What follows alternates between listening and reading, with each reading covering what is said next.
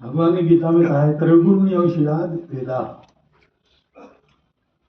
प्रकृति त्रिगुणात्मक प्रकृति है जिसके अंदर सारी सृष्टि है, उसका ज्ञान भी वेदों में।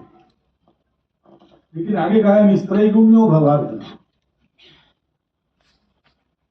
तो वेदों में जो त्रिगुणात्मक ज्ञान है उसके परे जाकर वेदों में उसके परे का भी ज्ञान है। विद्या भी है, विद्या भी है, उसको प्राप्त करो, ऐसा गीता में कहा गया। तो ये वेदों का वेद अपना ज्ञान निधि है।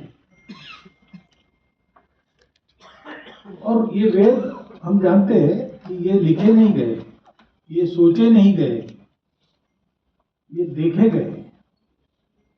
मंत्र दृष्टा थे ऋषि, उन्होंने ये सब देखा। तो प्रश्न मन में आता है कि ये ऐसे मंत्र पुस्तकों के बनने आते हैं क्या सामने? ऐसा उसका अर्थ नहीं है।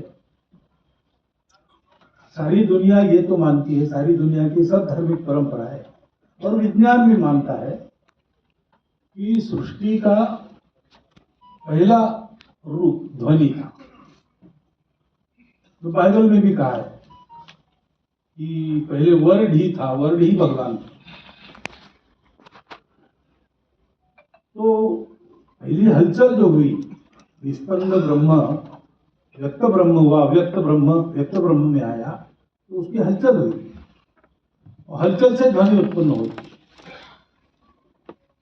तो सारी दुनिया ये ध्वनियों की बनी है, जिसको अपने आप परंपरा में शब्द है स्वर, स्वरविद ऋषि ऐसा कहते हैं। इस स्वरों को वो देखते हैं ना, आंखों से देखना अलग बात है। वो एक भावातीत स्थिति में इन सबका अनुभव होता है।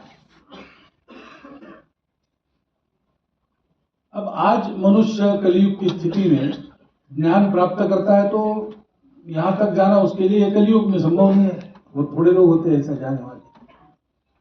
तो वो अपने ज्ञानेंद्रियों से ज्ञान प्राप्त करता है। ज्ञानेंद्रियों को कुछ और जोड़ता है, दूरबीन जोड़ता है, माइक्रोस्कोप जोड़ता है, उसके आधार पर जितना दिखता है उतना ज्ञान प्राप्त करता है। ये दोनों प्रकार है ज्ञान प्राप्त करने। ज्ञानेंद्रियों से ज्ञान प्राप्त करने की एक मर्यादा है, वो मर्यादा अब विज्ञान प्राप्त कर चुका है। अब माइक्रोस्कोप और इन सब साधनों से ज्ञान प्राप्त नहीं होगा। विज्ञान कहता है कि अब हमको प्रकाश के वेग से ज्यादा जाने वाला कोई साधन चाहिए। ऐसा साधन दूसरा नहीं है, वो मनुष्य का मन ही है। और ये भी कहते हैं वैज्ञानिक कि मन को इस प्रकार बनाना है ज्ञान का साधन, तो वो ग्रंथों के भी नाम लेते हैं, पातंजल योग सूत्र, योग वासिष्ठ, ऐसे ग्रंथ हमको पढ़ने पड़ेंगे, वो कहते हैं। क्योंकि ये जो दूसरी पद्धति है, इंद्रियातीत होकर भाव जगत में सृष्टि के सृष्टा भाव के साथ तन्मय होना और उसके आधार पर सब देखना, अंग्रेजी में जिसको इंट्यूशन कहते हैं। इंट्यूशन बहुत निम्न अवस्था है इस प्रक्रिया की। ऐसा ज्ञान हमारे पूर्वजों ने प्राप्त किया,